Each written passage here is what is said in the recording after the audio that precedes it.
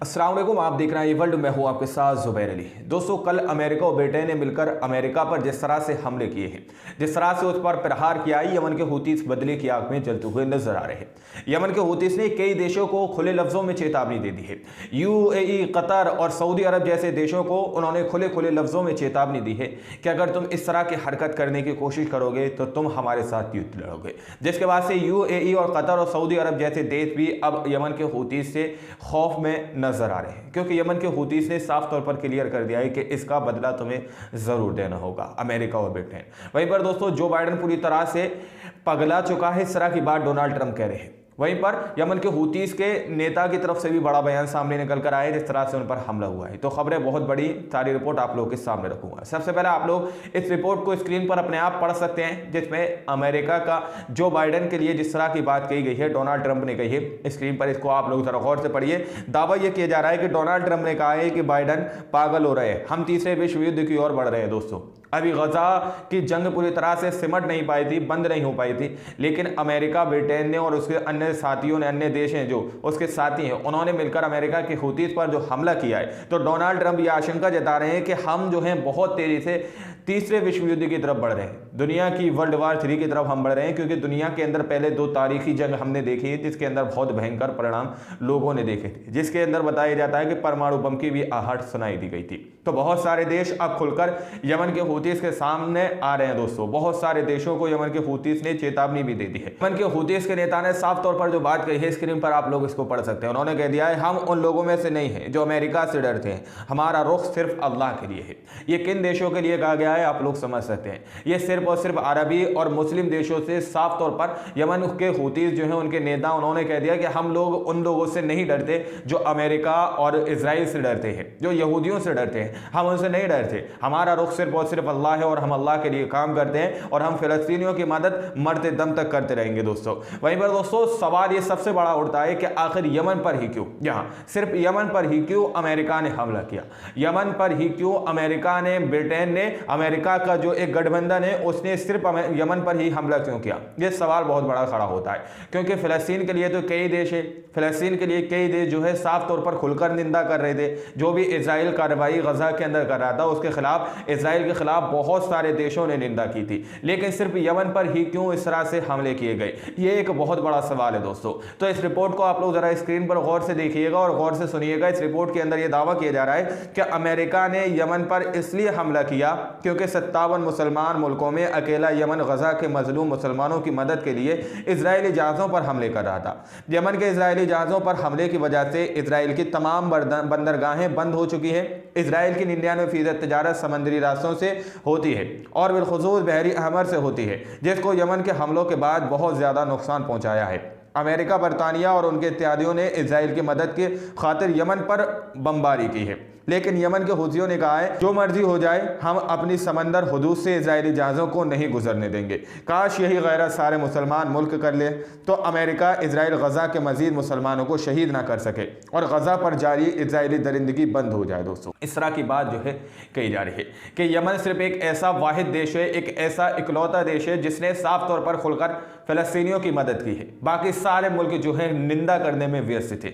सारे मुस्लिम अरबी देश जो है सिर्फ और सिर्फ निंदा कर रहे थे कि हम इजराइल की कड़ी निंदा करते हैं, इस हमले की हम कड़ी निंदा करते हैं। लेकिन यमन के हूतीस ने सीधे सीधे लाल सागर के अंदर इजराइल के जहाज़ों को अपना निशाना बनाया। तो अब इजराइल की अर्थव्यवस्था जो है पूरी तरह से चरमरा चुकी है। तो अमेरिका इस बात को जानता है कि इजराइल की जितनी भी तजारत है, जितना भी उसको कारोबार है, सिर्फ और सिर्फ समुद्री तरीके से होता है। तो उसकी कई बंदरगाहें पूरी तरह से बंद हो चुकी थी।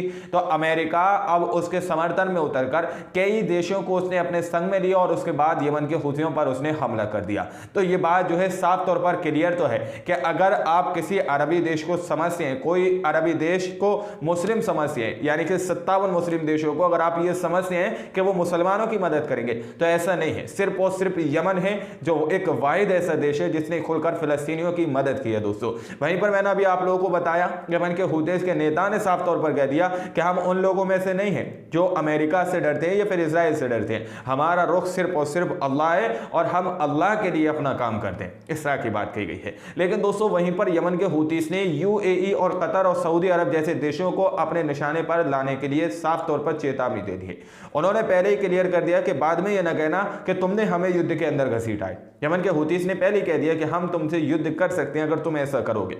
यमन के हूतीस ने 3 देशों को कड़े लफ्जों में चेतावनी दी है। आप लोग स्क्रीन पर इस रिपोर्ट को आप लोग पढ़ सकते हैं, जिसके अंदर यह दावा किया जा रहा है कि हूतीस ने सऊदी अरब, कतर और यूएई को चेतावनी दी, यदि आप अपना हवाई क्षेत्र अमेरिका और ब्रिटेन के लिए खोलते हैं तो आप आधिकारिक तौर पर हमारे साथ युद्ध में हैं। इस तरह की बात कही गई है दोस्तों कि अगर यूएई और कतर और सऊदी अरब अपना हवाई क्षेत्र अमेरिका या ब्रिटेन के लिए खोलते हैं, यानी कि यमन के हूतीस पर हमला करने के लिए उनको हवाई क्षेत्र देते हैं, तो साफ तौर पर यमन के हूतीस ने कह दिया कि तुम हम पर हमले करो या ना करो, लेकिन तुम इस युद्ध में शामिल हो, यानी कि तुम खुलकर ना सही छुप छुप कर उनकी मदद करना चाहते हो अगर तुम हवाई क्षेत्र उसको देते हो।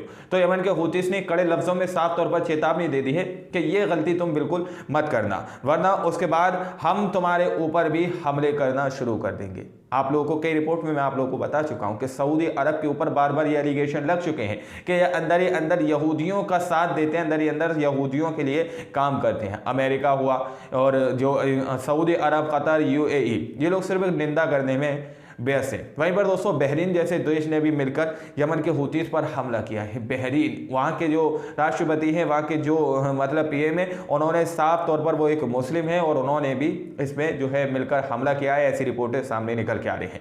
वहीं पर दोस्तों साफ तौर पर कल यमन के सना के अंदर बहुत भारी प्रोटेस्ट किया गया है, बहुत भारी वहाँ पर जनता इकट्ठा हुई और उन्होंने साफ तौर पर कह दिया कि हमें परवाह नहीं है अपनी जान की, हमें परवाह नहीं है अपने खून की, हम मर जाएं लेकिन हमारे खून के अंदर मस्जिद अक्सा बसती है। इस तरह से सना के अंदर कल भयंकर प्रोटेस्ट देखने को मिला है। आप लोग स्क्रीन पर इस रिपोर्ट को देख सकते हैं। अमेरिका और ब्रिटेन से प्रभावित यमन की राजधानी सना में कल रात लाखों लोग जमा हुए। हमें परवाह नहीं है, हमें परवाह नहीं है, हमारे खून और हमारे जीवन के साथ है अक्सा। इस तरह की बात वहां पर लाखों की तादाद में लोग कहते हुए नजर आ रहे हैं कि हमें कोई परवाह नहीं है, चाहे कितने ही हमले ये अमेरिका और ब्रिटेन हमारे ऊपर कर लें, लेकिन हमें अपनी जान की परवाह नहीं है। हमारे खून, हमारे दिल, हमारे जिस्म में शामिल है मस्जिद अक्सा। इस तरह की बात कही जा रही है दोस्तों। आप लोग समझ सकते हैं कि कल अमेरिका ने वहां पर हमला किया तो अमेरिका की जनता इस बात को समझ चुकी थी कि हाँ अब हम पर पलटवार होगा, यमन के हूसी हम पर हमला कर सकते हैं। तो उन्होंने जाकर व्हाइट हाउस को घेरना शुरू कर दिया। लेकिन यहाँ पर यमन की सना के अंदर साफ तौर पर वो लोग कह रहे हैं कि हमें अपनी परवाह नहीं है दोस्तों, हमें अपनी परवाह नहीं है, हमारी जान के अंदर, हमारे दिल के अंदर मस्जिद अक्सा बसती है, उसको आज़ाद कराओ। यमन के हूसियों का ये हौसला अफजाई वो लोग करते हुए नजर आ रहे हैं दोस्तों। वहीं पर दोस्तों बड़ी खबर जो है यमन के हूतीस के नेता की तरफ से सामने निकल के आ रही है। अमेरिका और ब्रिटेन के लिए उन्होंने खुले लफ्जों में बदले की आग के जो अल्फाज हैं वो कहे हैं। स्क्रीन पर इस रिपोर्ट को देख सकते हैं। अमेरिकियों को उनकी मूर्खता का जवाब मिलेगा। मोहम्मद अल बहीती यमन के अंसारुल्लाह परिषद के सदस्य। अमेरिका और इंग्लैंड को जल्द ही एहसास हो जाएगा कि यमन के खिलाफ सीधी आक्रामकता उनके इतिहास की सबसे बड़ी मूर्खता होगी। इस तरह की बात यमन के जो है नेता हैं उनकी तरफ से कही जा रही है कि उन लोगों को इस बात का एहसास हो जाएगा कि उन्होंने उन पर हमले क्यों किए हैं। इस तरह की बात की गई है दोस्तों। जिस तरह से सीधे सीधे युद्ध की एक घोषणा की गई है अमेरिका और ब्रिटेन की तरफ से, जिस तरह से उन्होंने सीधे सीधे तौर पर यमन के हूसियों पर हमले किए हैं, ये अपने आप में कई बड़े सवाल खड़े करते हैं। क्योंकि जिस तरह से यमन के हूसी कोई गलत काम तो नहीं कर रहे थे, उन्होंने सिर्फ और सिर्फ यही कहा था कि अगर इजराइल गजा के अंदर अपना नरसंहार बंद करता है तो फिर हम इजराइल के जहाज़ों को अपना निशाना नहीं बनाएंगे।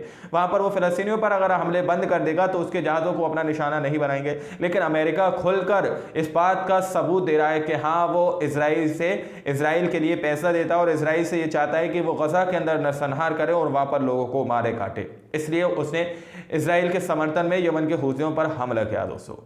इस बात से पूरा सब कुछ क्लियर हो जाता है। तो ये कुछ बड़ी अपडेट थी। बाकी आप लोग क्या सोचते हैं अपनी राय कमेंट सेक्शन में हमें ज़रूर दीजिएगा। मिलते हैं अगली वीडियो में, जब तक के लिए अपना ख्याल रखिएगा।